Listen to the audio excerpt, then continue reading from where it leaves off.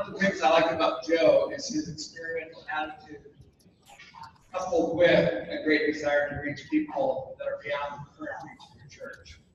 So I contacted Joe a couple weeks ago and just said, hey, could you come in and just kind of tell us what you did, and kind of regroup this group, kind of how you ran your Facebook campaigns, and how you targeted people, and how you got people that were never involved. So I want to just, Jolie and Joe, maybe tell a little bit about yourself, a little bit how long you've been involved, and what's your engagement, why being engaged in the big data journey is kind of exciting for you and launching your story. So, okay, so let's give Joe our attention and take it away, Joe. Awesome. Well, first of all, thank you for having me. So a little bit about myself. My name is Joe. I'm sort of the marketing guy here at Crossroads Church. And some of my background, I started out in the corporate world at P&G. One of my first projects was on the Olympic sponsorship. If you guys have ever seen the Thank You Mom commercials, I got to be part of the team that was working on the creative there. After that, I worked for a couple startups, so I got to learn about how to move quickly and sort of adapt and really live in the digital world. And probably working at a church was the last thing that I ever expected me to do, but ended up here at Crossroads about 1.5 years ago. And we've just been going through a lot of experimentation, trying to figure out how to use data and intelligence in our marketing. And I wanted to share what I hope is a couple really practical ways that you guys can implement intelligence and use digital advertising to promote whatever it is that you guys want to promote. And hopefully come away from this with a couple ideas for what you guys want to do for your own campaigns and whatnot.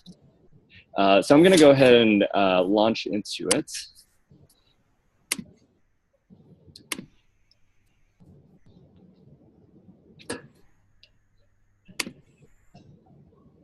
Okay, great. So I want to talk to you guys about a digital campaign that we ran for something we call Man Camp. Here's a picture of Man Camp. It is basically our Dude Weekend event. So if you can imagine about 1,200 guys going out into the wilderness, many of them not really knowing each other, but looking for a connection with other guys and just to have a little fun. So we do all sorts of things like pig roasting and arm wrestling contests. We have chainsaws and all sorts of other stuff. And there's also a very strong spiritual component. We've seen that, you know, a lot of guys going out into the wilderness, they get to tap into something that's usually missing from their lives and have a really real and deep connection with God while they're out there. So we've been running Man Camp for maybe a couple years now. But this past Man Camp, which would have been fall of this year in October, we had some new direction from our pastor. Our pastor basically came to our team and he said, all right, so far, you know, we've done pretty good with this Man Camp thing. We've had about 1,200 guys go every time, but we want to start reaching outside of our community. So typically it's a pretty insular event here at Crossroads. You'll only see about 2% of people who are outside the Crossroads community go to these events. And our pastor was like, you know, I want you to get complete strangers who have never heard of Crossroads to go to this event. And I remember my boss and I at the time, after hearing this, we kind of looked at each other and we're like, holy crap, that's going to be really hard. So we consider Man Camp to be an extremely high barrier event. By that, I mean, if you don't know about Crossroads, if you don't know about Man Camp, going to a complete stranger with any kind of marketing and saying, hey, do you want to check this out? There are a lot of reasons why somebody would say no. They might say, well, you know, I don't really go to church. I'm not really interested in that. Or this looks like a camp retreat, and camp retreats are usually really boring.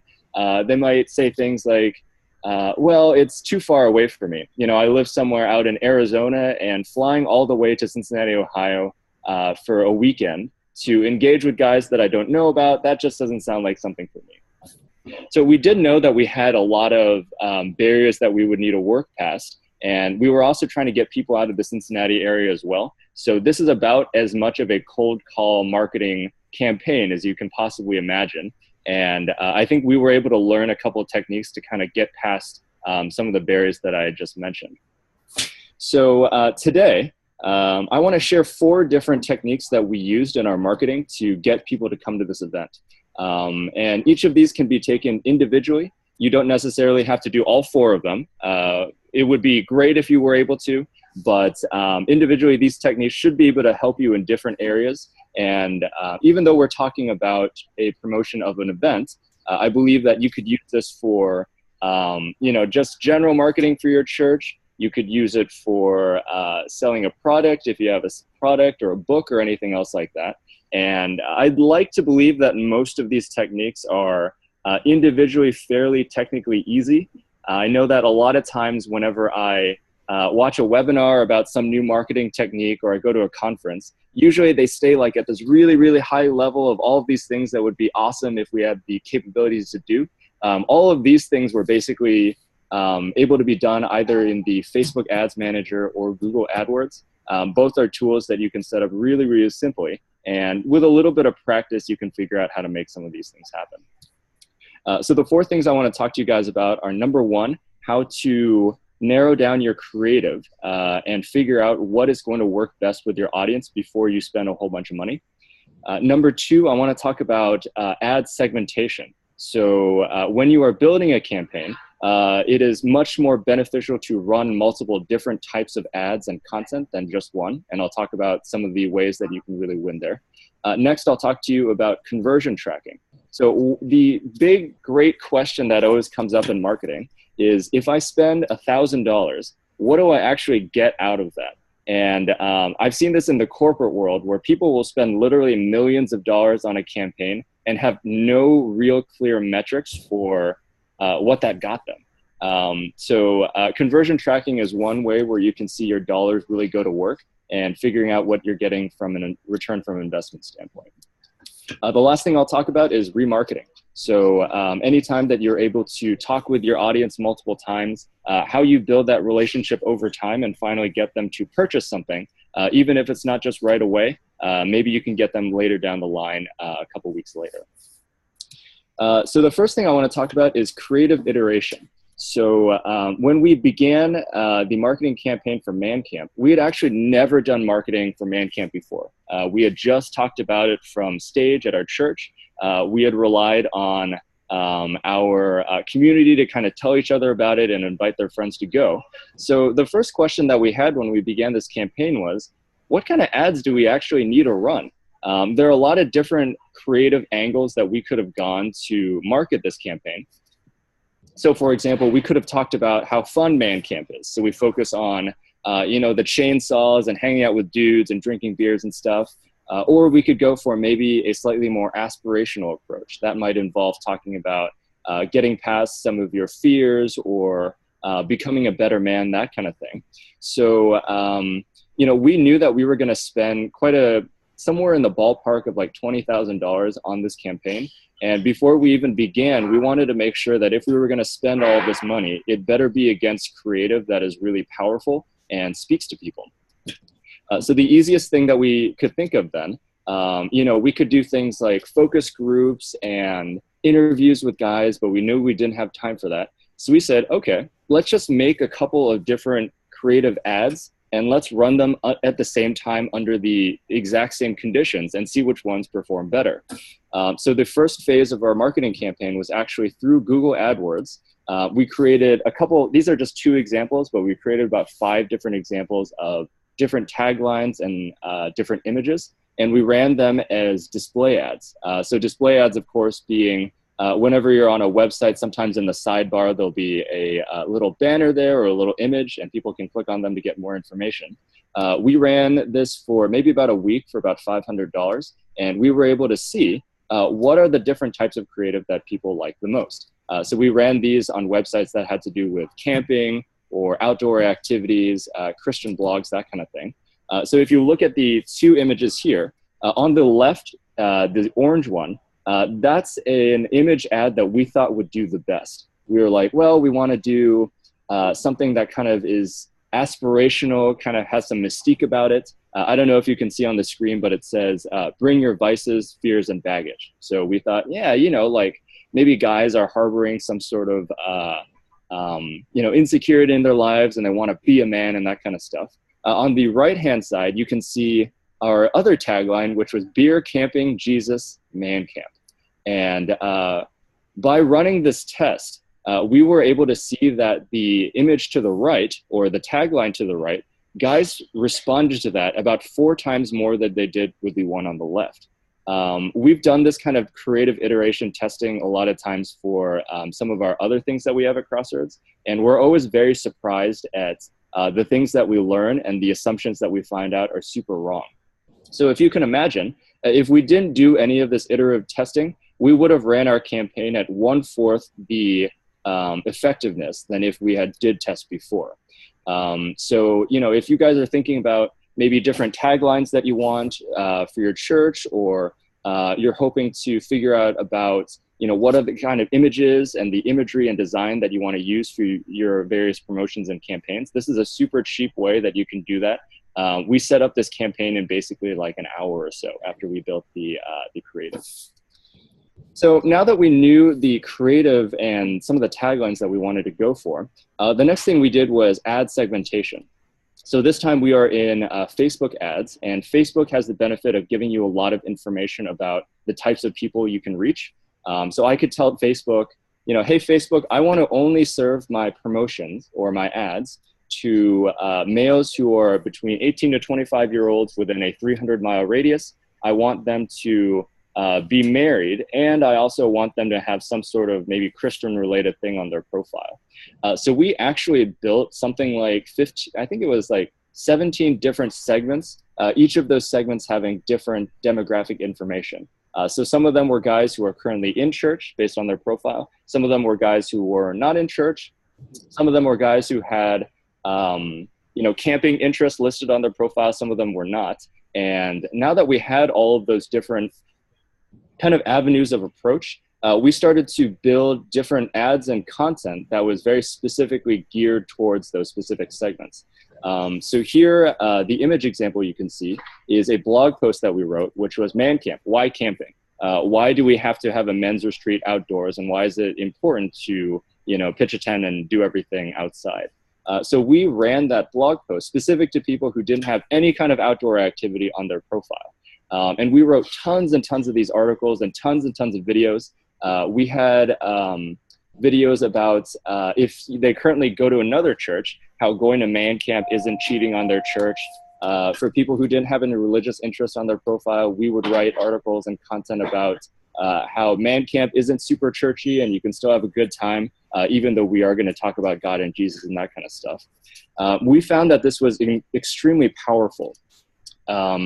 We knew that a lot of people would have different types of barriers to entry. So we did our best guesses to figure out what are some of the ways that we can help answer their questions and make it so it's no longer an issue for them to, you know, pack up their bags and come to the event. So you certainly don't have to create this many audiences, but an example of some very easy segmentation that you might do in some of your promotion. The biggest split that we see in our church in terms of our messaging is people with families and kids and single people. So if you were going to run a campaign that talked about why you should come to church this weekend, or talking about the service or whatnot, the message that you would tell to parents would be very different from somebody who is a single person. So for parents, you might say, hey, come down this weekend because it's going to be a great family experience. For single people, you could say, hey, we're going to talk about this topic that relates to I don't know, finance or whatever else it is, and here's how it can help improve your life. Like, those are some of the ways where you can gain a lot of efficiency for just a little bit of tweaking in terms of who you're serving ads to.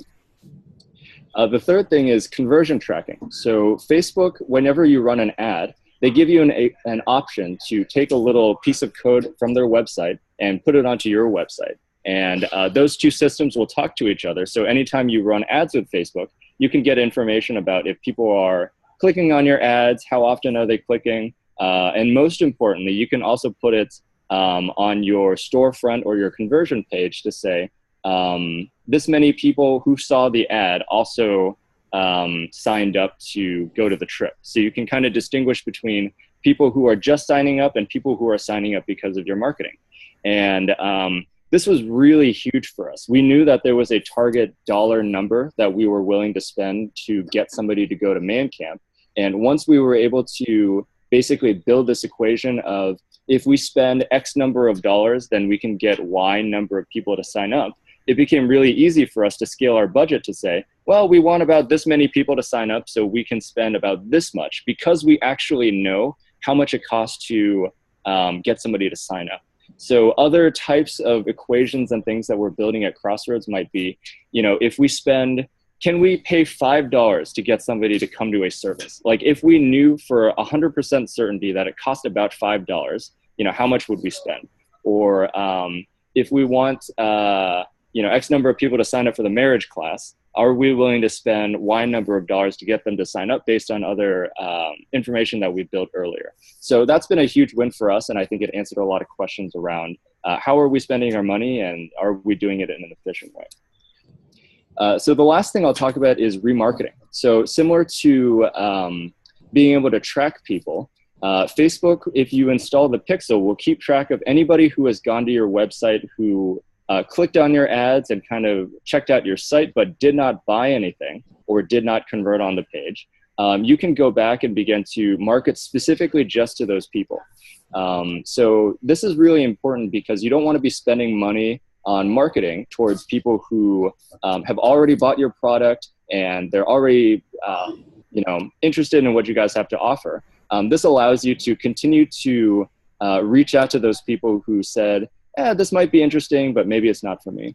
So what we did then was, using that specific list of people who came to our site but did not buy, we began to serve them even more content as time went on. And we would serve them more videos about what it's like to go to Man Camp, or we would serve them more written content about why it's a good idea to go to Man Camp or whatnot. And we saw that we were able to get tons and tons of people who initially said no to say yes later down the line.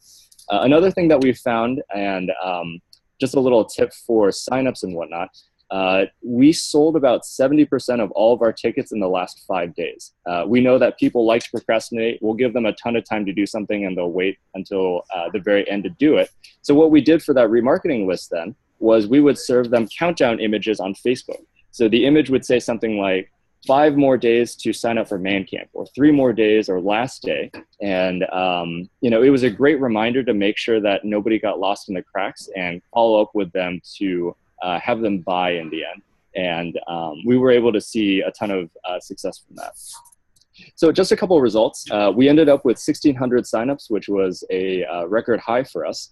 And the most important thing was our original goal at the beginning, which was to increase the number of people from outsides of the Crossroads community to come. We increased from 2% to 33% of people who had never heard of Crossroads. They've never gone here before. And, tons and tons of new guys who are experiencing our brand and experiencing probably one of the best, events that we have going on at Crossroads. A couple other interesting factoids that you're able to pull from this marketing data is that we, on a whim, served some ads to women just to see if, they would react at all. Because we know that a lot of guys who go to Man Camp go because their wife wants them to go because they want their man to be a better guy. And we saw that serving ads to women, we had a ton of women buyers, basically, who were able to convince their husbands to go to Man Camp. We also learned that we ran the campaign for about 2 months, and I think we could have done it in 1. So for a big event like this, I think 1 month of promotion kind of makes sense. We also learned about geo-targeting. So, obviously we had a couple people from all the way from Texas and Wisconsin and really far away come in. But looking at some of the data from Facebook, we said, at maximum, people are willing to drive or travel about 350 miles. And after that, we really shouldn't spend much money because, it's just too hard for them to get to the event. And finally, personally, I'm not a huge fan of written content. I much prefer video or shorter pieces of consumable things that people can engage with. But we did find that writing all of these articles, people seem to actually take the time to do it.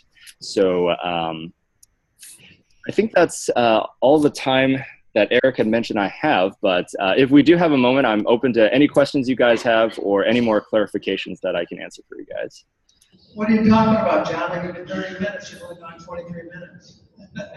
No, actually, so this is absolutely super. So what I'm really struck by is just the big learning experience, John, was for you and your team. In other words, when you started this, you didn't know what the results were, but all the insights you learned about where people are looking at 350 miles. We tried on a whim to target women, and we found out they were great converters, getting their husbands to go. And what we've been talking about the last couple of days is just that big data doesn't do anything for you. It just gives you a starting point to start taking action. Do you want to talk about how your team is developed, or what you're thinking about, how this is going to inform your next campaigns and stuff? Yeah, I think one thing that we've learned over. Sorry, Joe.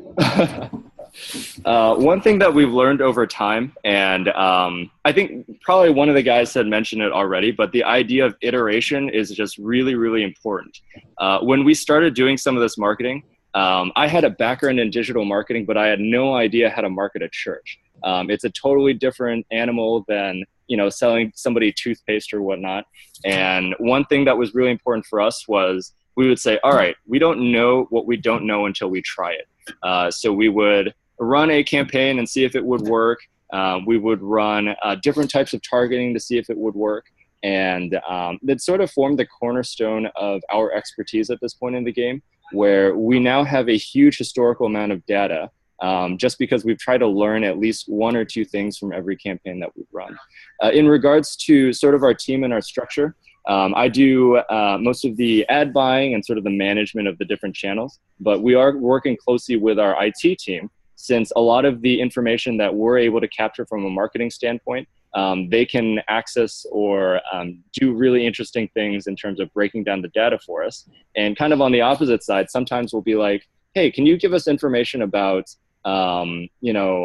this demographic of people in this area? Do we have anything in our existing database to pull from? And they'll sort of feed us information that we can use for our own intelligence.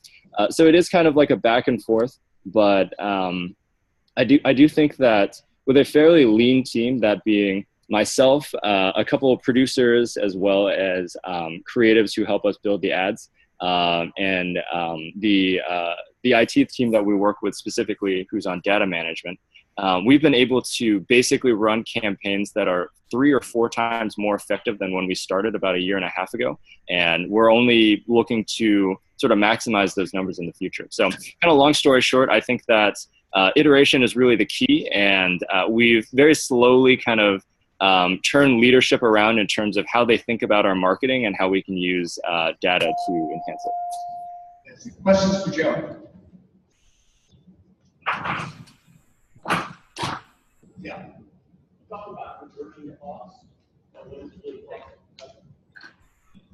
You mentioned conversion costs and how much it costs to convert one person to a sign up. And do you find that to be different across the board, whether it's a men's event or a women's event or a millennial event?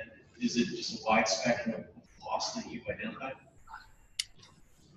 Yeah, it has. I think for Man Camp specifically, we know that at least from the information and sort of the research that we've done around young males, who is our target, they're typically kind of lone wolf guys. They don't enjoy being in situations where there's a whole bunch of new guys and they're, all thrown into one area and whatnot. So we've built up some historical data to say, for Man Camp, for example, it'll probably cost this much per conversion. For Women Camp, we've seen women are typically more receptive to church in general and also some of the other events that we have. We also know that in terms of our marketing just for general Crossroads, typically it will be much easier and much cheaper to get somebody who is married rather than somebody who is single to church. And it's much, much easier to get somebody who is female than is male into the doors of Crossroads. So this is, again, just things that we've kind of built up over time, but it is a pretty wide spectrum. So at least we have some historical data whenever we go into a new project. Joe, what's the next campaign you're working on?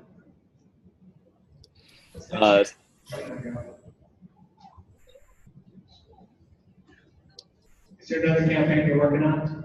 Yeah, so we have been kind of tooling up for 2018. So just a little bit about the structure of Crossroads. We just decided to, well, I wouldn't say just, but this year we decided that we wanted to really expand outside of the Cincinnati area. Currently, we have 11 sites spread out around Ohio and also some in northern Kentucky. But with our streaming platform, Crossroads Anywhere, we've actually seen that we're able to build sort of micro communities all over the US. These are just people who are meeting in homes and they're getting into relationships and they're just watching Crossroads, the live stream in their homes and whatnot. So the big question for us is, if we do want to potentially reach every household in America, how are we going to do that in a cost-effective way? We do know that the model works in terms of people watching online and engaging with us. We just are trying to figure out how are we going to be able to not spend, $1 bazillion to kind of reach across the US. So without going into a ton of detail, I think that we have learned a lot about sort of building a marketing experience for somebody. So maybe they'll see an ad and they'll click on the ad. That ad will lead them to a website that talks about who we are.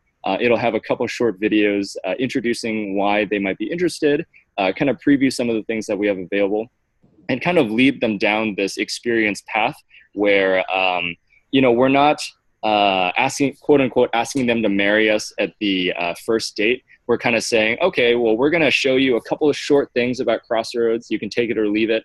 But if you do like those things, here's another thing that you can watch about us. Here's more information about some of the things that you can do. And kind of building that pathway very intentionally where we know exactly what are the things that people are looking at. And hopefully that ends with them watching Crossroads in their homes and becoming part of our Anywhere community. One more question. I was just curious if they're publishing or blogging about any of the learnings that they're finding in the last couple years. Sorry, could you say that again? Are you publishing or blogging or presenting publicly some of the things that you're learning as you're going along? Currently, we have not. It hasn't been something that we've really thought about doing, but at least for me, I was able to come down and meet Eric and the team a couple months ago, and it was sort of very eye-opening in my, for me at least, I had never really engaged with other churches at the time. And I know that there are a lot of resources that other churches are publishing. So I think that for some of the case studies and stuff, it would be pretty awesome if we were able to share some of that stuff. Just hasn't been on our radar lately. But I do know at the other end, I've certainly benefited from reading a lot about what other people have done. So it might be about time for us to start giving back in that regard. Actually, when I told Joe, if you remember this conversation, I said when you search for church, big data church, when you search for big data church, there's really nothing online. I'm happy to full of articles too from our leadership network. They haven't even been intentional about it. You got a big smile on your face and everything you thought. I think you kind of said you want to start writing some stuff, start populating that space, it becomes more prominent. That's a very good idea. Like that, we send an invitation to everybody. Along those lines, of course, think about Joe. So a lot of things, we search, for instance, where to get married in your city. There'll probably be nothing there.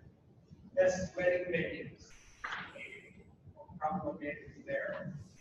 Marriage counseling in Jacksonville, there. A lot of the stuff that Joe alluded to, they go with attractive articles that guys can click on. That if they like that, it'll lead to something else. So this is all kind of using Google AdWords and stuff like that, but it's just part of making your presence even a bigger footprint. So Joe, we want it. Let's give Joe a good applause there.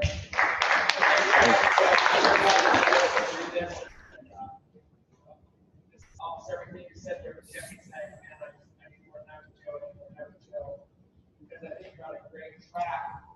You gotta keep learning, keep moving forward. So thanks for all you're doing there at Crossroads, and you're the drive of your life. So thank you. Awesome, thanks for having me. Back up here. So the interesting